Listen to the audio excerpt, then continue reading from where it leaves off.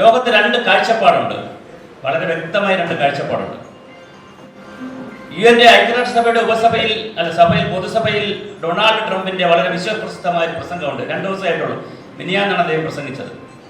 അദ്ദേഹം പറഞ്ഞത് ഈ ഹരിതവും കാലാവസ്ഥ വ്യതിയാനവും ഒക്കെ ചുമ്മാ പറയുന്നതാണ്, തട്ടിപ്പാണ്, അതിലൊന്നും ഒരു കാര്യമില്ല.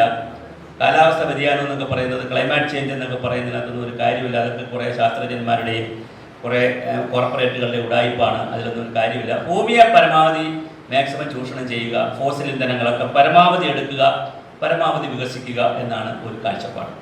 അതൊരു കാഴ്ചപ്പാടാണ് തീർച്ചയായിട്ടും.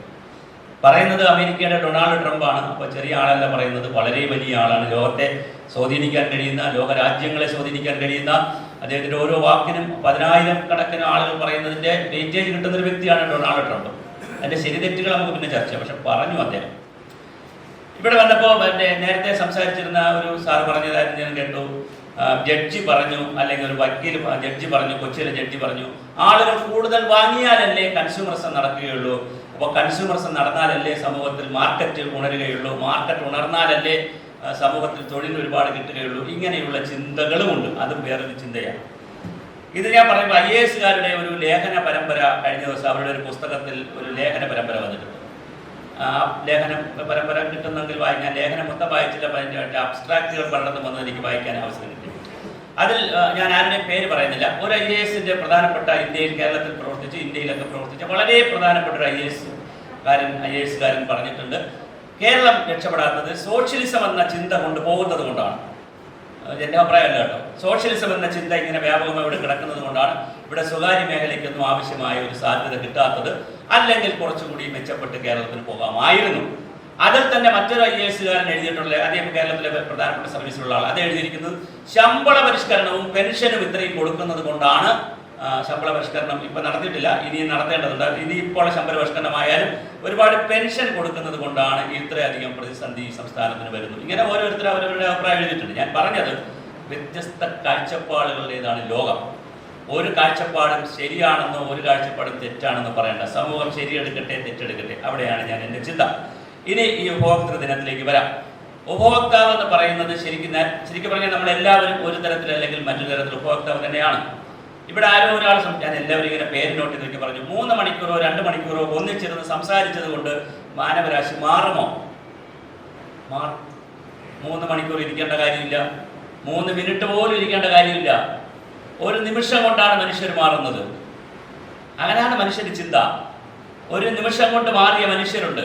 ഇന്നലെ ആത്മഹത്യ ശ്രമിക്കുന്നു, പെട്ടെന്ന് വിചാരിക്കുന്നു ആത്മഹത്യ ചെയ്യണ്ട, ജീവിച്ചു കളയാം. ഇന്നലെ പരീക്ഷയ്ക്ക് തോറ്റു, പെട്ടെന്ന് വിചാരിക്കുന്നു പരീക്ഷയ്ക്ക് ജയിച്ചു കളയാം, പിന്നെ ഇരുന്ന് പഠിക്കും. പെട്ടെന്നാണ് നമ്മൾ തീരുമാനങ്ങൾ എടുക്കുക. 13 വയസ്സ് വരെയാണ് ബോധവൽക്കരണത്തിന്റെ ക്ലാസ്സുകളായിട്ട് ലോകത്ത് വെച്ചത്. 13 വയസ്സ് കഴിഞ്ഞാൽ പലതും ഉറച്ചു പോകും. മനുഷ്യന്റെ ചിന്തയിൽ ഉറച്ചു പോകും. പിന്നെ പ്രയാസമാണിത് മാറ്റിയെടുക്കാൻ. ഈ ബോധത്തിന്റെ ഒരു പ്രശ്നമുണ്ട്. ഞാൻ ചെറിയ ഉദാഹരണം പറഞ്ഞു, ഞാൻ പലപ്പോഴും പറഞ്ഞിട്ടുള്ള, ഒരുപക്ഷെ കഴിഞ്ഞ വർഷവും പറഞ്ഞതായിരിക്കും. നിങ്ങൾ ഞാനുമൊക്കെ വിവാഹത്തിന് പോകുന്നവരാണ്. നമ്മൾ വിവാഹത്തിന് പോകുമ്പോൾ എത്ര പേര് ഭക്ഷണത്തിന് മുമ്പേ കൈ കഴുകും? കൈ കഴുകുമോ സാറേ? എല്ലാ കല്യാണത്തിനും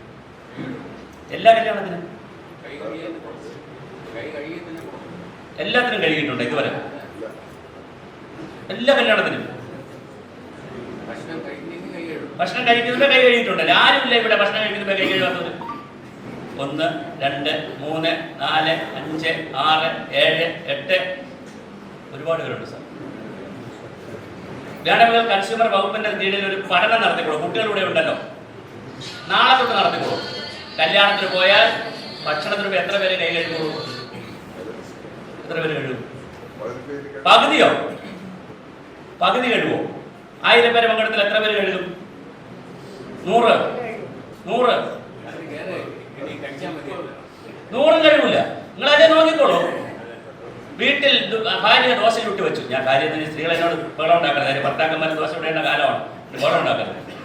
സ്ത്രീകൾ ആരെങ്കിലും വീട്ടിൽ ദോശ ഇട്ട് വെച്ചു, 2 ദോശ മുകളിലിരിക്കുന്നത് കരിഞ്ഞതാണ്, താഴോട്ടാണ് നല്ലതിരിക്കുന്നത്. പെട്ടെന്ന് ജോലിക്ക് പോകണമെന്നുണ്ടോ, ഇപ്പോൾ കൺസ്യൂമറിലാണ് ജോലി, പെട്ടെന്ന് ജോലിക്ക് രാവിലെ പോകണമെന്നുണ്ടോ ദോശ ഇട്ടവരാണ് കരിഞ്ഞു പോയി. കരിഞ്ഞ ദോശയാണ് കഷ്ടകാലത്തിന് ഫ്രണ്ടിൽ മുകളിലിരിക്കുന്നത്. പിന്നെ ഭർത്താവാണ് ആദ്യം കഴിക്കാൻ വരുന്നത്. ഏത് ദോശ ആദ്യം എടുത്ത് കഴിക്കും?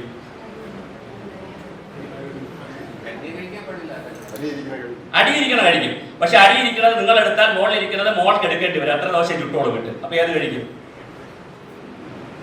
സത്യസന്ധമായി പറയണം ജീവിതത്തെ.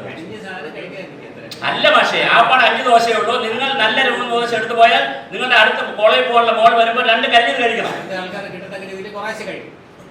എന്തൊരു വിശാലമായിട്ടാണ് സംസാരിക്കുന്നത്. ഇത്രയും വിശാലമൊക്കെ ആയിരുന്നെങ്കിൽ ഇന്ത്യ എന്നെ സ്വർഗരാജ്യവും രാമരാജ്യവും കേശുവിന്റെ നാടും എന്തൊരു വിശാലമായിട്ടാണ് രാവിലെ വർത്തമാനം പറയുന്നത്.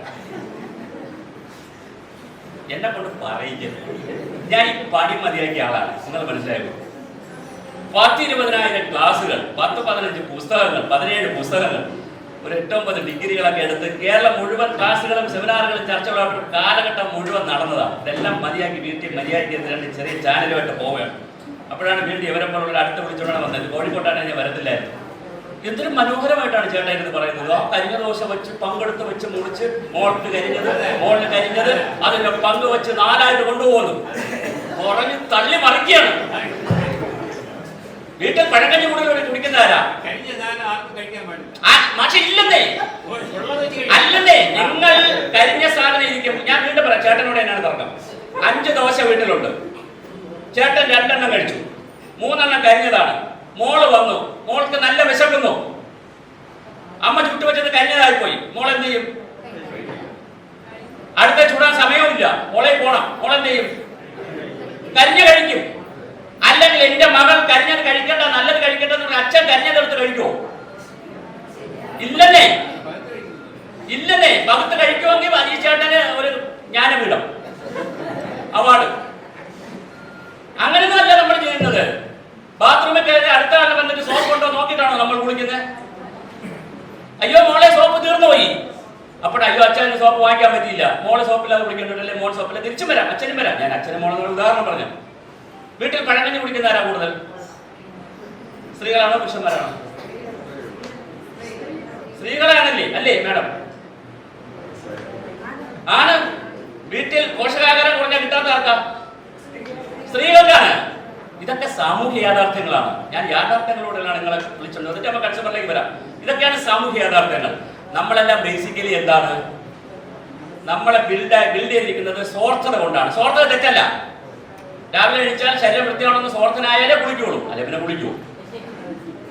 പരീക്ഷ കേൾക്കുന്ന സ്വാർത്ഥത ഉണ്ടെങ്കിലേ പഠിക്കുള്ളൂ. സ്വാർത്ഥത നല്ലതാണ് മനുഷ്യർക്ക്. പക്ഷെ വ്യക്തി ഒരു കുടുംബമാകുമ്പോൾ പ്രശ്നം മാറും, കുറച്ചുകൂടി വ്യത്യാസം വരും. കുടുംബം സമൂഹമാകുമ്പോൾ വീണ്ടും വ്യത്യാസം വരും. ഇതേ ഉള്ളൂ വ്യത്യാസം.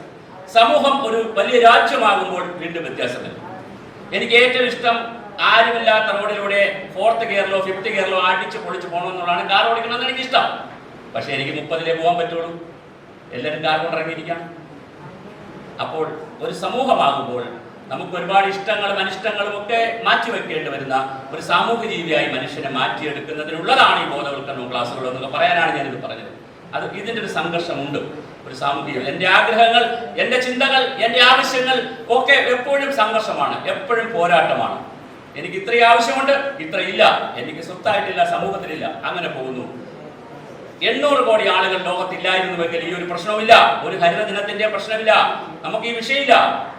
ഇപ്പൊ പ്രശ്നം എന്താന്ന് വെച്ചാൽ ആളുകളുടെ എണ്ണം ലോകത്ത് കൂടിപ്പോയി. ഇനി ഈ കൂടിയ ആളുകൾക്കനുസരിച്ചുള്ള വിഭവമില്ല, ഒന്നാമത്തെ വിഷയം. രണ്ടാമത്തെ വിഷയം, ഉള്ള വിഭവങ്ങൾ കൂടിയ ആളുകൾക്ക് എല്ലാവർക്കുമുള്ള വിഭവം ഉണ്ടെന്ന് സാങ്കേതികമായി നമ്മൾ പറഞ്ഞാലും അത് എല്ലാവർക്കും എടുക്കാൻ പറ്റുന്നില്ല, ആക്സസ് ചെയ്യാൻ പറ്റുന്നില്ല.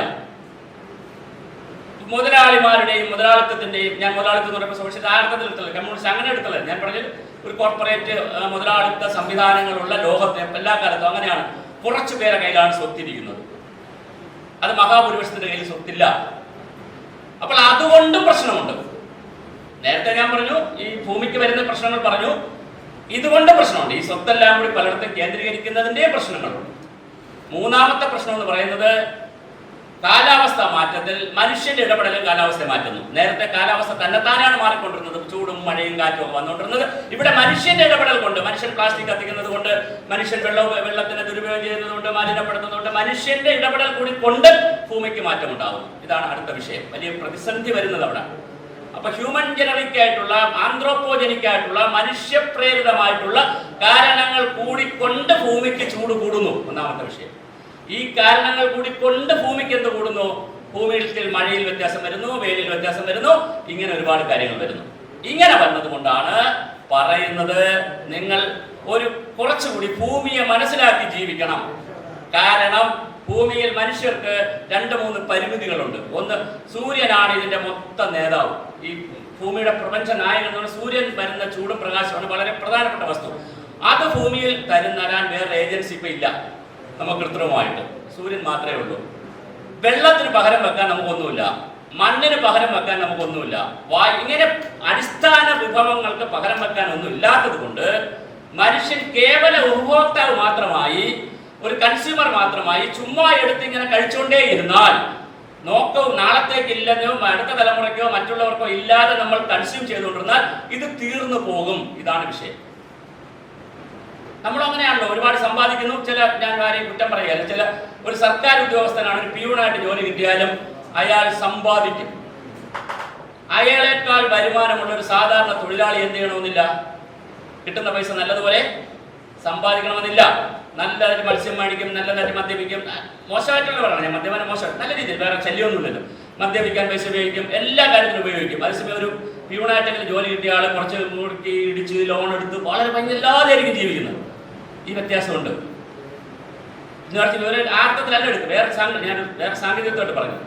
എനിക്കറിയാം, എൻ്റെ അടുത്തൊക്കെ എത്രയോ തൊഴിലാളുണ്ട്, 1000-2000 രൂപയൊക്കെ അവർക്ക് വരുമാനം ഉണ്ടെങ്കിൽ പോലും പിറ്റേ ദിവസം അവർ പറയും, സാറേ പൈസ ഒന്നുമില്ല, എല്ലാം തോന്നും. ഞാൻ എന്ത് പറ്റി?